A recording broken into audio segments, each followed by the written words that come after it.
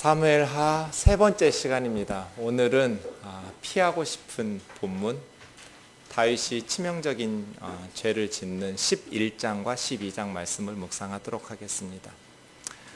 지우고 싶지만 지울 수 없는 죄, 피하고 싶지만 피할 수 없는 말씀이기도 합니다.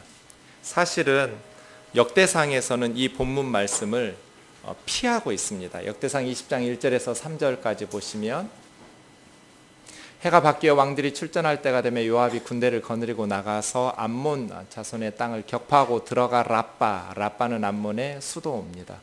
에워싸고 다윗은 예루살렘에 그대로 있더니 요압이 라빠를 쳐서 함락시키며 다윗이 그 왕의 머리에서 보석 있는 왕관을 빼앗아 중량을 달아보니 금 한 달란트라. 그들의 왕관을 자기 머리에 쓰니라. 다윗이 또 그 성에서 노략한 물건을 무수히 내오고 그 다음이요, 그 가운데 백성을 끌어내어 톱과 쇠도끼 돌서래로 일하게 하니라. 다윗이 암몬 자손의 모든 성읍을 이같이 하고 모든 백성과 함께 예루살렘으로 돌아오니라. 없죠. 역대상에서는 다윗과 밧세바의 사건이 생략되어 있어요. 그래서 역대상 기자의 마음을 이해할 수 있습니다. 피하고 싶은, 쓰고 싶지 않은 내용이에요. 그러나 피할 수도 없는 다윗의 치명적인 죄가 오늘 사무엘하 11장과 12장에 기록되고 있습니다.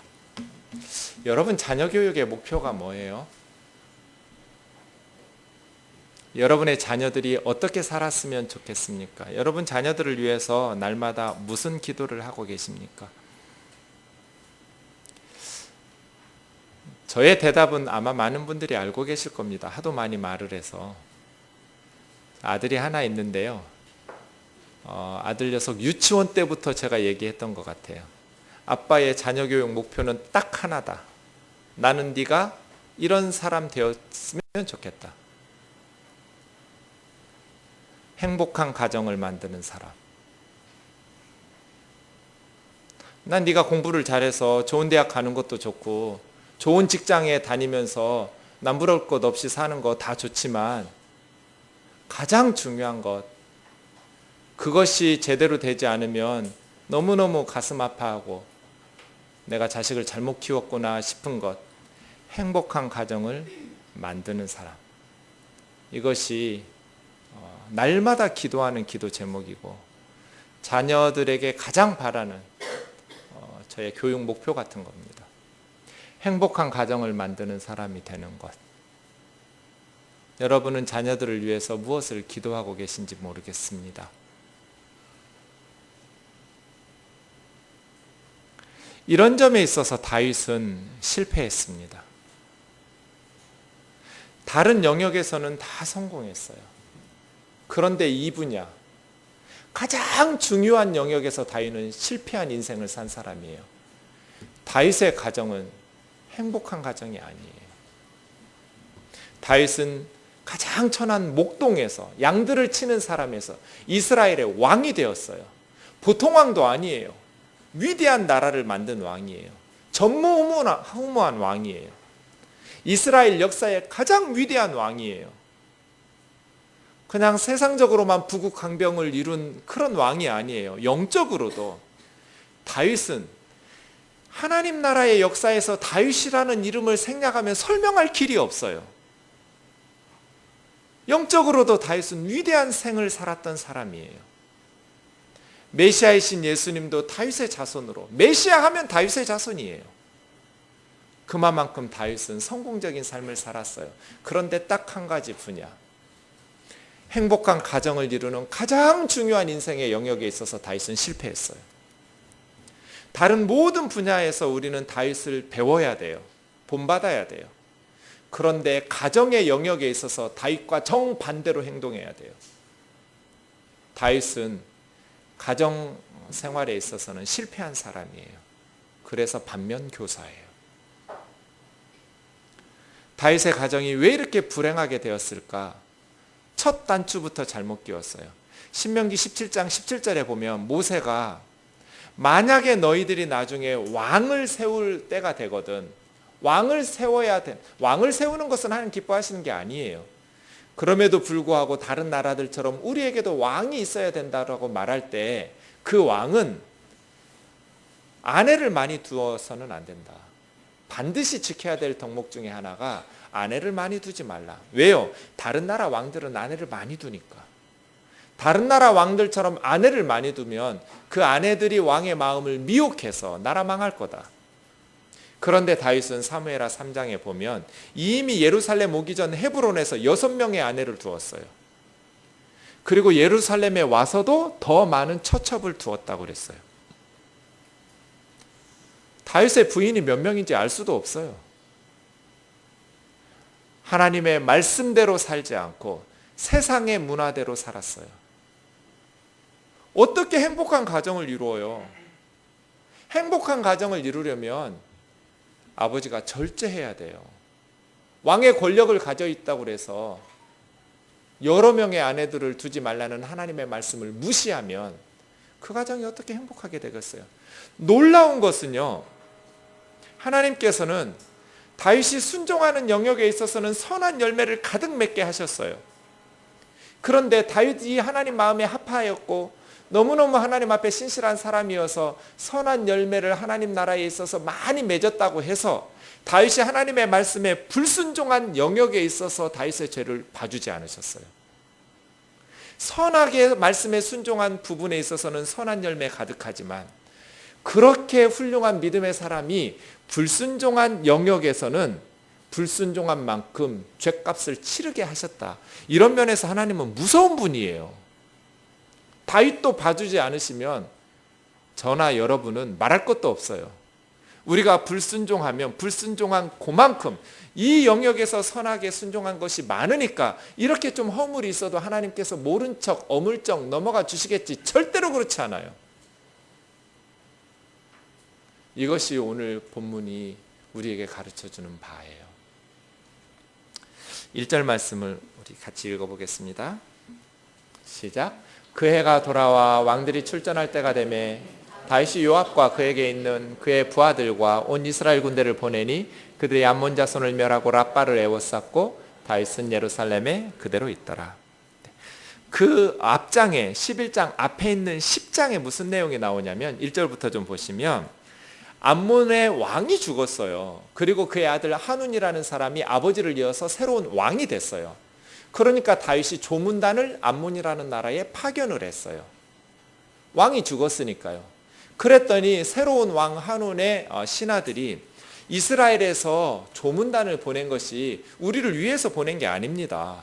우리나라 이 랍바 수도를 정탐해서 이제 군대를 끌고 와서 함락시키려고 온 겁니다. 그 말을 듣고 이 어린 한운이라는 새로운 암몬의 왕이 다윗의 조문단에 수염을 반으로 잘랐어요. 이렇게 가로로 잘랐는지 세로로 잘랐는지를 몰라요. 성경학자들이 고민이에요. 그리고 옷을 엉덩이, 중동볼기라는 것은 엉덩이 중간까지 잘랐다는 뜻이에요. 그런 모욕을 주었어요. 외국의 사신이 아버지 돌아가셔서 조문으로 왔는데 수염을 자르고 옷을 잘라가지고 엉덩이가 보이도록 그렇게 쫓아냈다면 너무나 무례하고 못된 짓을 한 것이죠. 그리고 이 암몬은 북쪽에 있는 아람 사람들에게 돈을 주고 용병을 사서 이제 다윗이 쳐들어올 거야 33,000명의 군대를 용병으로 삼았어요. 다윗이 어떻게 하겠어요? 군대를 파병해서 군사령관 요압을 파송하죠. 그 전쟁의 결과는 사실은 이스라엘의 압승으로 끝났어요. 그 다음 말씀 보시면 요압이 북쪽에서 온 아람 군대하고 남쪽의 암몬 군대하고 연합군이었잖아요. 그래서 이스라엘이 둘로 싸워야 돼요. 요압은 아람하고 싸우고 동생 아비새는 암몬하고 싸우려고 두 팀으로 나눠서 전쟁 중인데 형 요압이 먼저 아람을 치려고 갔더니 아람 사람들이 암몬에서 돈을 주고 용병으로 구해왔는데 이스라엘 군대가 밀고 오는 것을 보면서 달아나 버렸어요. 아람 사람들이 도망가 버리니까 암몬 사람들도 싸울 용기를 내지 못하고 랍바 성읍으로 들어가서 성문 걸어 잠궈 버렸어요. 그런데 요압이 암몬을 떠나서 성읍으로 들어가고 전쟁 다 끝났는데 성읍을 무너뜨리지 않고 예루살렘으로 돌아갔어요. 지도로 좀 확인을 해보죠. 맨 아래쪽에 있는 원이 예루살렘이에요. 다윗이 암몬으로 사절단, 왕이 죽었다고 해서 조문단을 보냈어요. 그랬더니 암몬 사람들이 수염을 자르고 바지를 잘라가면서 모욕하고 북쪽의 아람 사람들을 용병으로 돈 주고 사가지고 이스라엘하고 전쟁을 치른 거예요. 그런데 이스라엘이 큰 승리를 거두고 끝나는데, 여기서 질문은 왜 함락을 시키지 않고 전쟁이 다 끝났는데 예루살렘으로 요압의 다윗 군대가 되돌아왔느냐 하는 거예요. 오늘 본문 11장 1절을 보시죠. 해가 돌아와 왕들이 출전할 때가 되매, 그 다음 해가 됐다는 거예요. 봄이 된 거죠. 왜 돌아왔냐면 겨울이었기 때문이에요. 겨울은 우기기 때문에 전쟁을 할 수가 없어요. 요압의 군대가 다 이겼지만 라빠 성으로 들어가 버린 암몬 군대를 에워싸서 공성전을 펼쳐야 되는데 시간이 많이 걸려요. 그래서 이제는 비 오는 우기인 겨울에는 전쟁을 계속 수행할 수 없다고 판단하고 예루살렘으로 돌아왔다가, 그 다음에 봄이 되어서 다시 암몬으로 군대를 끌고 이스라엘 군대가 간 거예요. 왕인 다윗은 예루살렘에 남아 있었고요. 요압 군사령관이 이끌고 라빠로 향했어요. 2절 말씀 보겠습니다. 같이 읽지요. 시작. 저녁 때 다윗이 그 침상에서 일어나 왕궁 옥상에서 거닐다가 그곳에서 보니 한 여인이 목욕을 하는데 심히 아름다워 보이는지라. 저 4줄 중에 잘못된 절이 몇 번째 줄이에요? 문제는 뭐예요? 심히 아름다워 보이는 게 뭐요? 그게 왜 잘못이에요? 자매 여러분, 속지 마세요. 여러분 남편이 나는 너만 예뻐하는 건 거짓말이에요. 다른 여자들도 이쁜 여자 보면 심히 아름다워 보이지 왜 한 사람만 예쁘겠어요? 그런 거짓말을 믿으시면 행복할지 모르지만 사실은 아니에요. 아름다워 보일 수 있어요. 첫 번째 줄이 문제예요. 잠은 저녁 때 일어나야 돼요? 아침에 일어나야 돼요? 아침에 일어나야, 침상에서 일어났다는 건 자다가 깼다는 거예요. 저녁에 왜 자다가 깼을까요? 낮잠 잔 거예요. 병사들은 지금 나라 지키겠다고 목숨 걸고 전쟁터에 나가서 싸우고 있는데 왕이라는 사람이 낮잠을 자요? 죄는 자기 사명을 망각하고 방심하고 있을 때 쳐들어와요. 지금 왕이라는 사람이 낮에 잠잘 시간이에요? 백성들을 염려하면서 밤잠도 안 자야 될 시간에, 하나님 앞에 기도하고 부르짖어야 될 시간에 방심하면서 낮잠을 잘 수 있어요? 그런데 한 여인이 목욕을 하는 걸 봤어요. 이제 낮잠에서 자고 일어나니까 뭔가 신선한 공기를 맡고 싶었나 봐요. 왕궁 옥상으로 올라갔더니 여인이 목욕을 하고 있네요. 여기서 꼭 목사님들이 밧세바가 잘못했다는 식으로 말씀하시는 분들이 많아요. 그렇게 보이게 다른 사람이 볼 수 있도록 그렇게 왜 목욕을 하냐, 다윗 잘못했지만 여자에게도 책임이 있다는 식으로. 그건 무식한 얘기예요. 당시에 가옥 구조를 몰라서 그래요. 당시 이스라엘 집들은요, 한 중앙 쪽에 뜰이 있고요, 그 뜰에 우물이 있어요. 우물이 없는 집은 물 저장소가 있어요. 거기서 다 목욕해요. 밖에서는 안 보여요. 안쪽에 있으니까 안 보이는데 왕궁 옥상에 있으니까 본 거예요. 남들 다 그렇게 목욕해요. 지금처럼 집안에 목욕탕 있고 그런 집 없어요.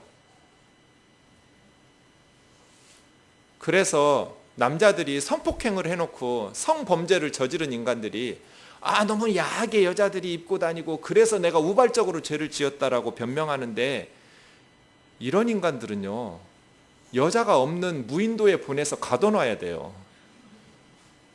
지가 죄를 지어놓고 왜 죄 없는 여자 탓을 해요? 밧세바는 잘못이 없어요. 성경 어디에도 밧세바가 유혹했다는 말이 없어요. 왜 알지도 못하면서 성경이 정죄하지 않는 한 여인을 정죄하고 그래요. 이건 밧세바의 죄가 아니라 다윗의 죄예요. 죄를 저질렀으면 그건 남자가 잘못한 거죠. 강제로 왕의 권력을 가지고 밧세바를 범한 거죠. 3절 보겠습니다. 5절까지요. 시작. 다윗이 사람을 보내 그 여인을 알아보게 하였더니 그가 아뢰되 그는 엘리암의 딸이요 햇사람 우리아의 아내 밧세바가 아니니까 하니 다윗이 전령을 보내어 그 여자를 자기에게로 데려오게 하고 그 여자가 그 부정함을 깨끗하게 하였으므로 더불어 동침하매 그 여자가 자기 집으로 돌아가니라. 그 여인이 임신함에 사람을 보내 다윗에게 말하여 이르되 내가 임신하였나이다 하니라. 낮잠 자다가 일어나 가지고 이쁜 여자가 목욕하는 걸 봤어요. 그럼 어떻게 해야 돼요? 예쁜 여인이 목욕하는 걸 보면 어떻게 해야 돼요? 형제들 대답해 보세요. 여러분 같으면 어떻게 하셨겠어요?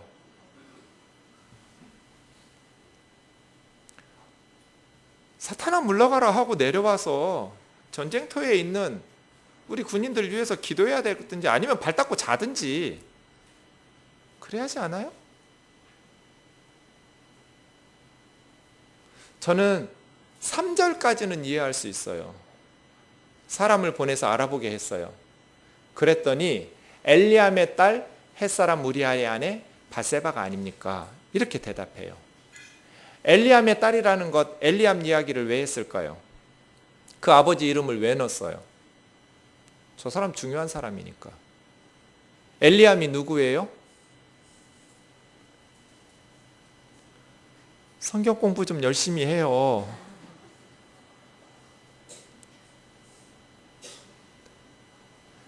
다윗 왕을 죽이겠다고, 아버지를 죽이고 내가 왕이 되겠다고 한 다윗 아들 이름이 뭐예요? 압살롬. 그 압살롬의 지략가, 책사가 누구예요? 아히도벨. 이 아히도벨의 아들이 엘리암이에요. 이 아히도벨은 제갈량 같은 사람이에요. 제갈공명 같은 사람. 너무너무 지혜로운 전략가예요. 이 아히도벨이 원래는 다윗의 모략가였어요. 그런데 압살롬의 초창기부터 압살롬의 편이 되어서 압살롬 반역의 모든 아이디어를 제공한 사람이 아히도벨이에요. 왜 그랬겠어요? 다윗이 자기 손녀딸을 성폭행하고 자기 손녀딸의 가정을 파괴한 것에 대한 원한이 있었기 때문이에요. 엘리암은 아히도벨의 아들이에요.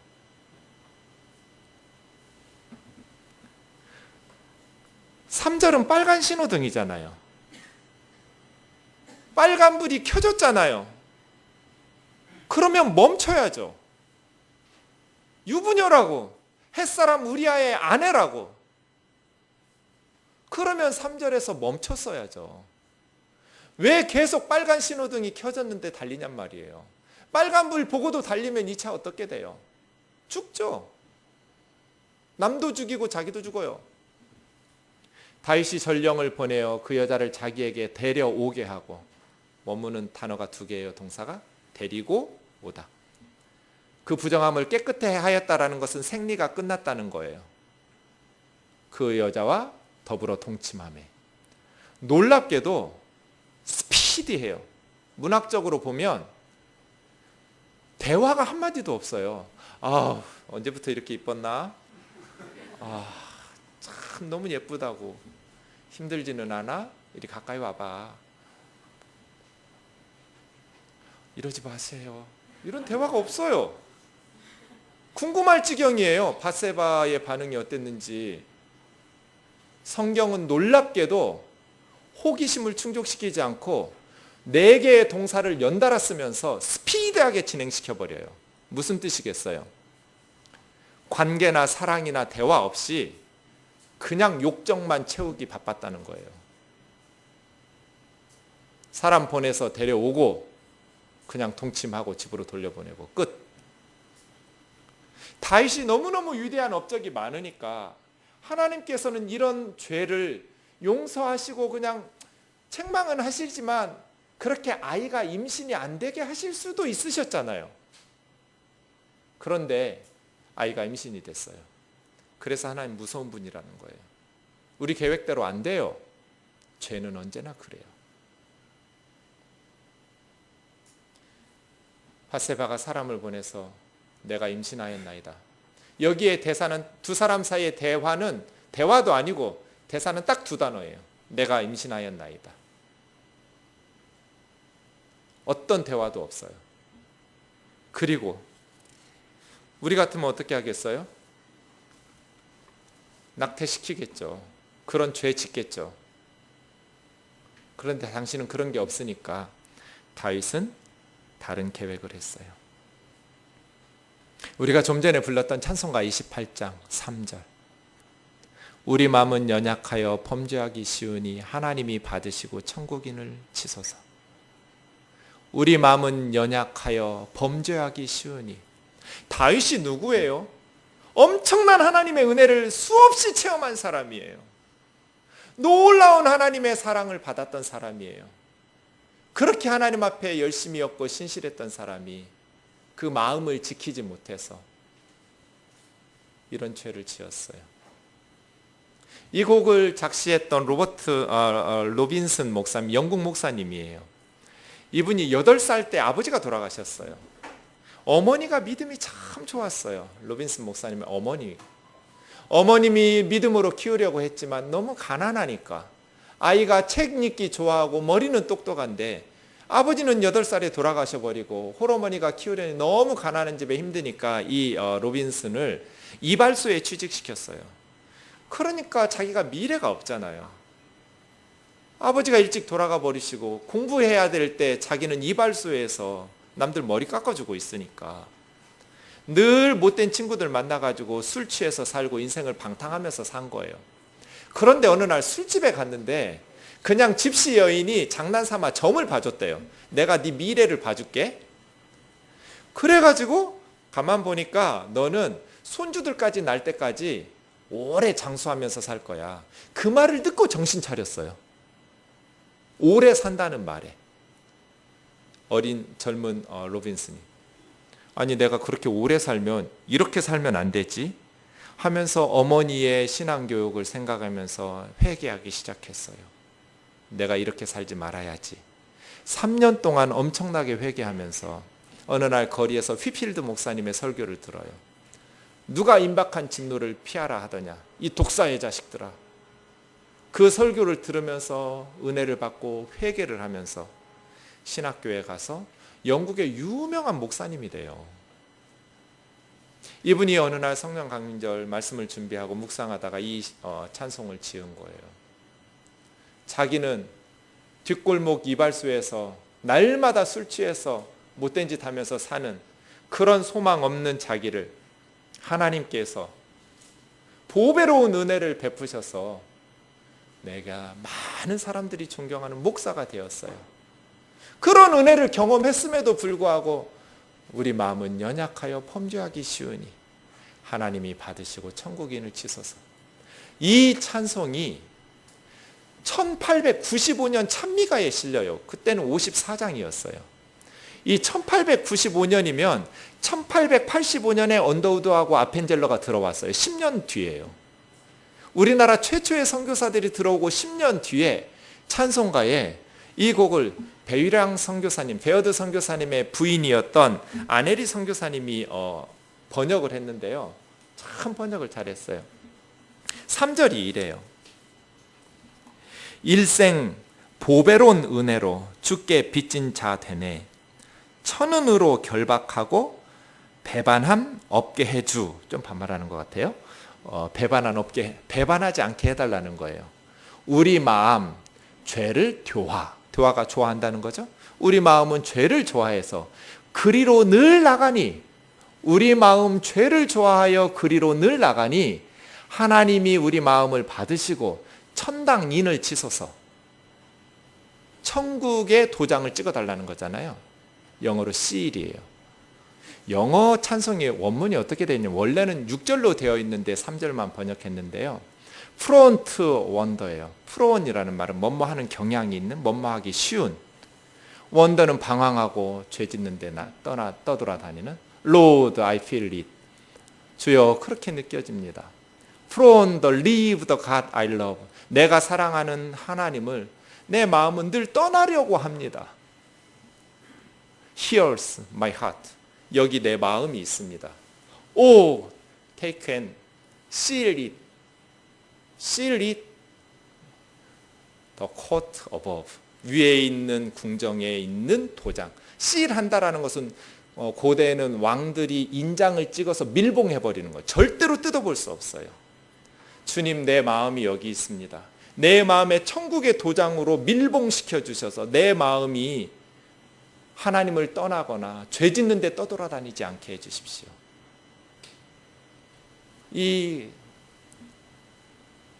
로빈슨 목사님처럼 다윗처럼 이렇게 많은 은혜들을 경험하고 이렇게 하나님께서 존귀하게 하나님께서 그 사명들을 감당하게 하시는데도 우리 마음 연약하여 늘 사랑하는 하나님을 떠나고 늘 죄를 지으려고 떠돌아다니기 쉽습니다.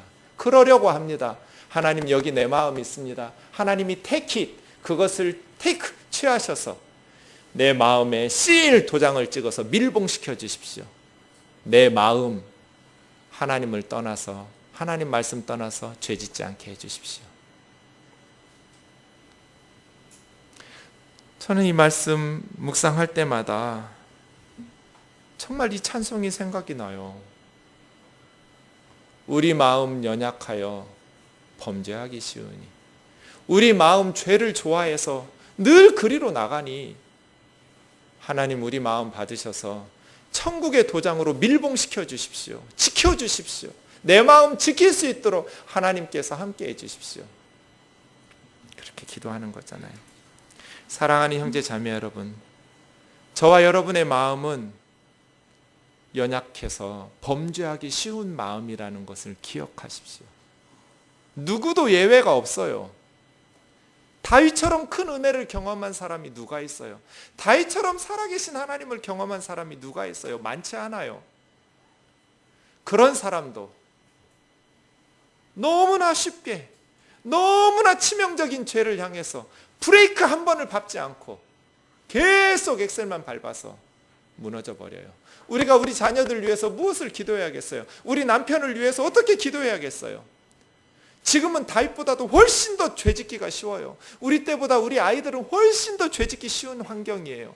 너무너무 음란한 것도 많고요. 너무너무 세상의 것들이 많아요. 우리가 무엇을 위해서 기도해야 될까요? 그런데 학교에서든지 교회에서든지 엑셀 밟는 법만 가르쳐요. 더 좋은 것, 더 높은 곳에 올라가는 법만 가르치지 브레이크를 가르치지 않아요. 세상은 더 타락했고 더 죄 지을 것이 많은데 교육은 점점 더 브레이크를 제거시키고 엑셀을 밟는 법만 가르치고 있으니 우리가 무엇을 기도해야겠어요? 우리 아이들을 위해서. 우리 마음은 연약하여 범죄하기 쉬우니 하나님이 받으시고 천국인을 쳐서 밀봉시켜 주십시오. 그러한 저와 여러분의 기도가 있기를 원합니다. 누구도 믿으면 안 돼요. 선줄로 생각하면 넘어져요. 언제나 하나님 앞에서 겸손하게, 너무나도 쉽게 여러 차례 브레이크가 있었는데 신호등이 빨간색을 계속 소리를 내면서 사이렌 소리를 내면서 깜빡이었는데 다윗은 무시하고 달렸어요. 아이가 임신됐대요. 아이가 생겼어요. 6절을 보시죠. 그래서 다윗은 요압에게 사람을 보내서 햇사람 우리아를 예루살렘으로 오게 했어요. 왜 오게 했을까요? 형제 여러분 대답해 보세요. 여러분은 우리아에게 뭐라고 할 것 같으세요? 어떻게 해야 돼요, 다윗은?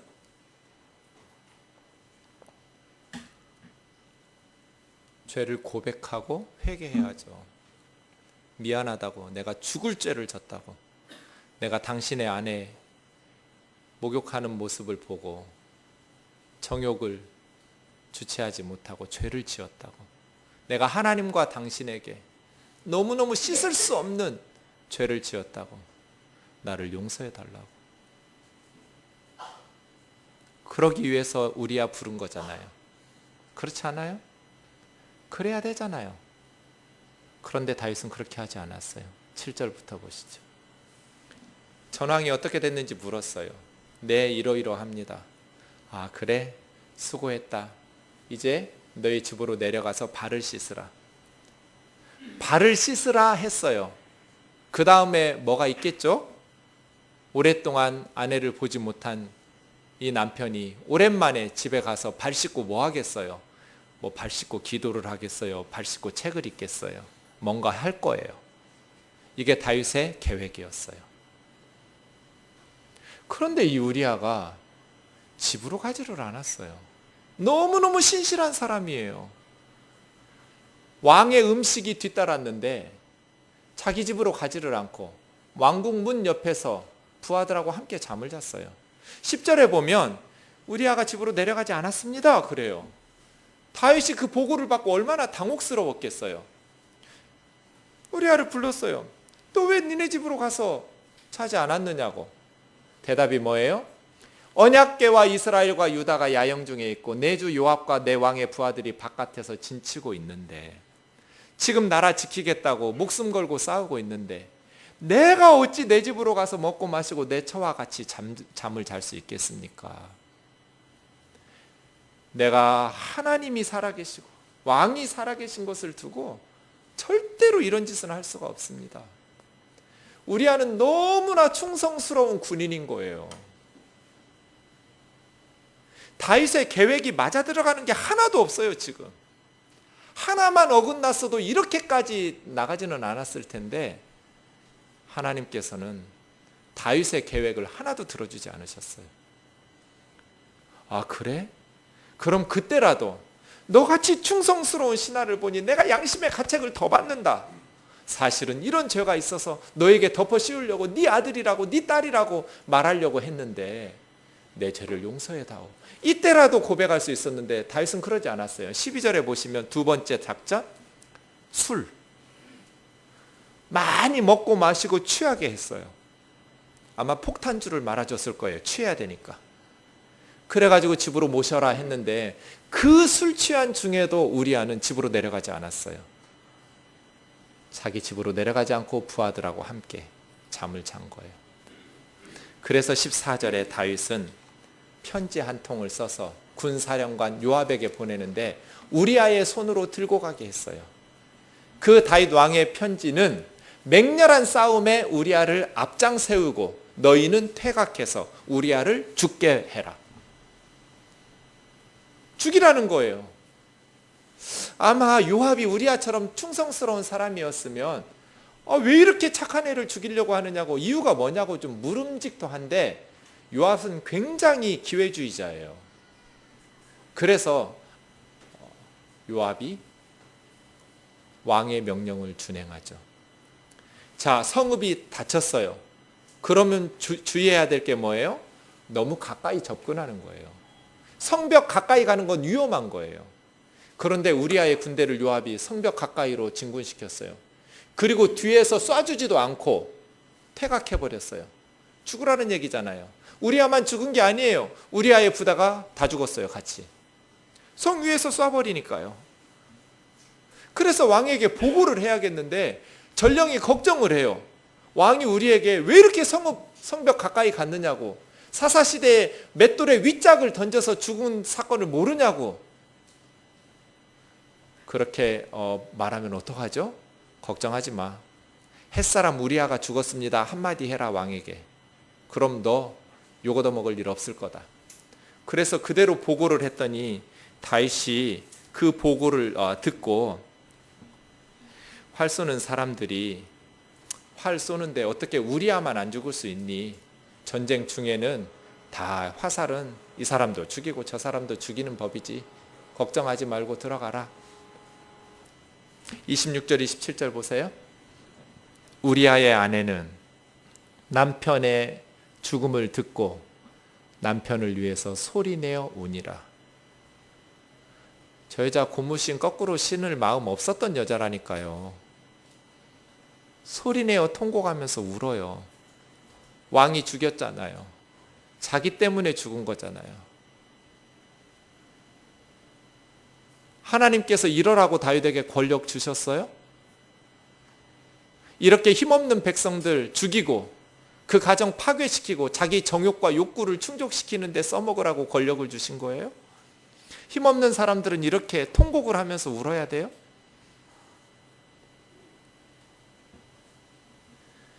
장례식 끝나고 밧세바를 데리고 아마 사람들이 칭찬했을 거예요. 와, 다윗은 참 좋은 왕이야.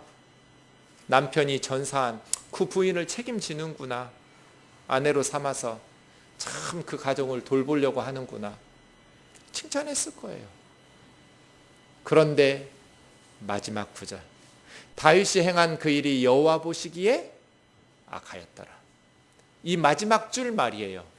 세상 왕들은 다 그렇게 해요. 세상 왕들의 문화로 보면 큰일도 아니에요. 남들 다 그래요. 권력을 가진 당시의 왕들이 다 저런 식이에요. 그냥 아예 대놓고 뺏어요. 다윗처럼 여러 가지 꾸미지도 않아요. 못된 왕들이 그래요. 그런데 중요한 건 세상 사람들이 아니에요. 여호와 보시기에, 여호와 보시기에, 우리가 중요한 것은 여호와 보시기에잖아요. 세상 문화가 어떻고 세상 사람들이 뭐라고 말하든지 그건 중요하지 않아요. 하나님이 보시기에 뭐라고 하시느냐, 이게 저와 여러분에게 중요한 거예요. 하나님 보시기에 악한 건 죄예요. 다른 나라 왕들이 다 그렇게 한다 할지라도 하나님 보시기에 악한 건 왕이에요. 요즘은 다 애인들 두고 산다며요. 다 바람 피고 산다며요. 남들 다 그래도 여호와 보시기에 악한 건 죄예요. 세상의 문화를 탓할 게 아니에요. 우리가 사는 서울이 소돔과 고모라 같을지라도 여호와 보시기에 악한 건 죄지, 세상 사람들의 평가는 중요한 게 아니에요.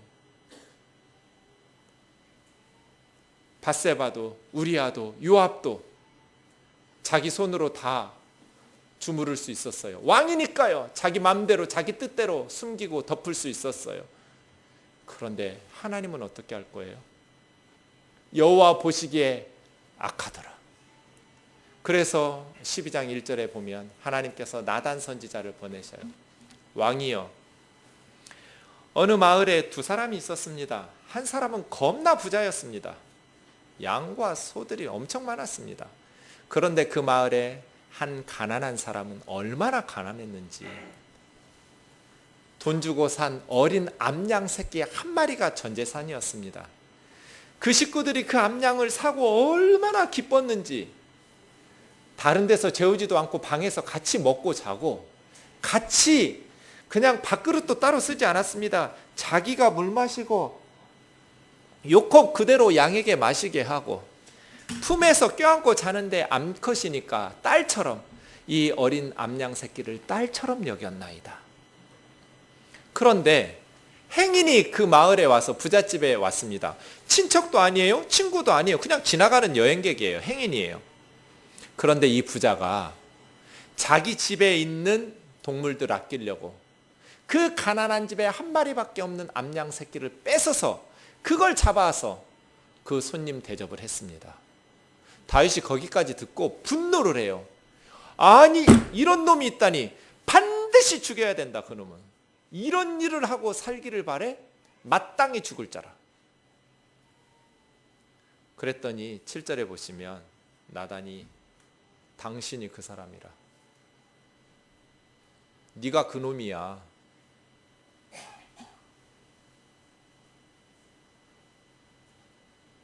네가 바로 마땅히 죽어야 될 사람이야. 하나님께서 말씀하시기를 내가 너를 이스라엘의 왕으로 기름 부어 세우려고 사울의 집을 버렸는데 그리고 이스라엘을 너에게 맡겼는데 너는 내가 맡긴 권력을 가지고 백성들을 편안히 백성의 가정들을 행복하게 살도록 돌보라고 준 권력을 가지고 사람을 죽이고 그 가정을 파괴시키고 간음을 하다니. 네가 만약 부족했더라면 내가 이것저것 더 챙겨줬을 거야. 네가 뭐가 부족하다고 그 하나밖에 없는 우리아의 아내를 빼앗아서 네 거로 삼기 위해서, 네 아내 삼기 위해서 칼에 우리아를 죽게 만드느냐. 네가 이같이 행하였으니 너의 집안에서 칼이 영원히 끊어지지 않을 것이다. 그리고 너는 은밀하게 숨어서 했지만 네 아내들은 다른 이웃이 백주의 대낮에 겁탈하게 될 것이다.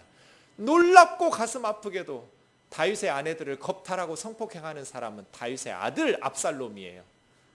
아버지의 부인들을 왕궁 위에서 보란듯이 겁탈해버려요. 압살롬의 쿠데타 때.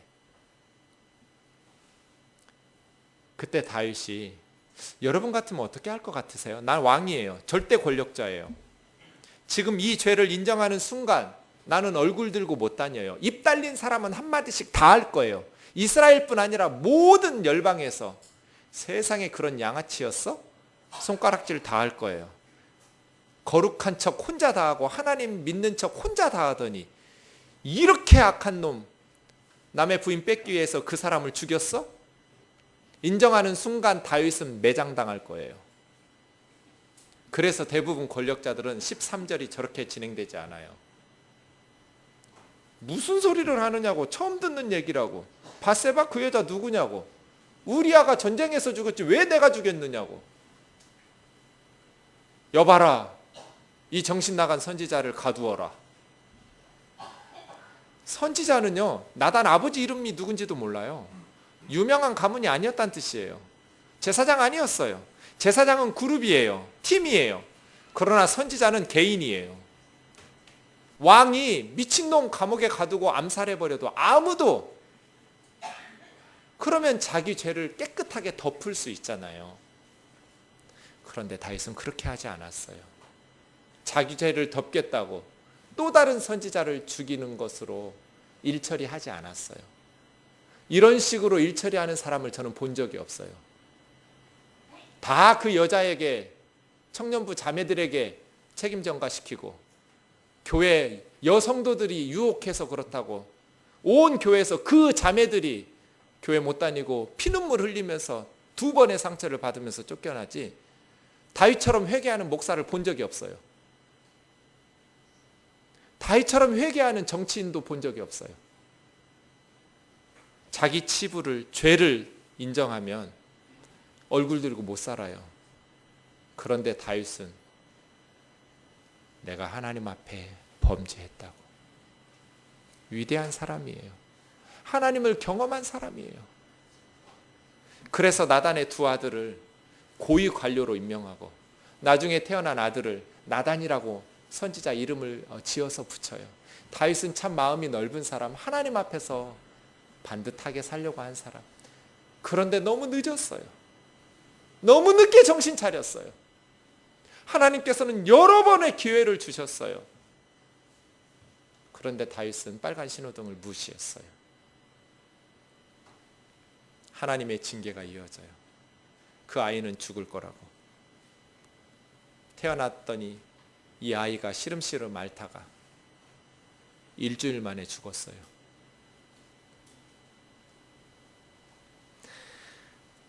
말씀을 정리해보죠. 사무엘하 11장과 12장은 샌드위치 본문이에요. 11장 1절에서 이스라엘과 암몬의 전쟁으로 시작했는데 12장 26절에서 31절은 다시 이스라엘과 암몬의 전쟁 스토리로 끝나요. 양껍절이 전쟁 스토리예요.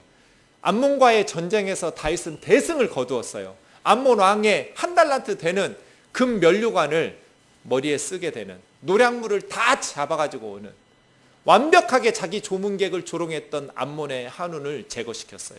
보복했어요. 외부의 적 암몬에게는 대승을 거두었어요. 그러나 11장과 12장 사이 안쪽에는 또 하나의 전쟁이 있었어요. 다윗의 죄의 유혹과의 전쟁이었어요. 이건 내부의 적이에요. 저와 여러분에게도 2개의 전쟁이 진행 중이에요. 하나는 외부의 적인 암몬, 또 하나는 내부의 적인 우리의 죄의 유혹. 다윗은 외부의 적은 승리했어요. 그러나 내부의 자신의 죄의 유혹의 죄는 처참하게 패배당했어요. 사랑하는 형제자매 여러분, 천국 가는 그날까지 이 2개의 전쟁에서 승리할 수 있기를 주의 이름으로 축원합니다. 이왕 지려면 외부의 적에게 지세요. 세상 사람들이 볼 때는 세상적으로 승리하고, 와, 아람을 이겼어, 암몬도 이겼어, 엄청난 다윗에서 칭송할지 모르겠지만 하나님께서 보실 때 더 소중한 것은 우리의 마음, 연약하여 범죄하기 쉬운 이 마음 가지고 살지만 하나님의 말씀 앞에 하나님 없인 여기지 아니하고 하나님을 두려워하면서 경건하고 거룩하게 하루하루 살아내려고 몸부림치고 그렇게 경건하게 살아내는 것을 하나님은 훨씬 더 위대하다고 칭찬하고 인정해 주실 거예요. 우리 자녀들이 우리의 삶을 보면서 가정이 소중하다라는 것을 알고 그 소중한 가정의 행복을 위해서 브레이크를 걷어들일 때는 사이드 브레이크까지 채워 올리고 자기 마음과 싸워 이기고 하나님의 말씀 앞에 순종하면서 살아가는 우리 자녀들 될 수 있도록 우리가 하루하루를 반듯하게 살아가기를 원합니다. 다윗이 죄를 짓고 나서 지은 시가 시편 51편이에요. 그 시편 찬송하고 기도하겠습니다.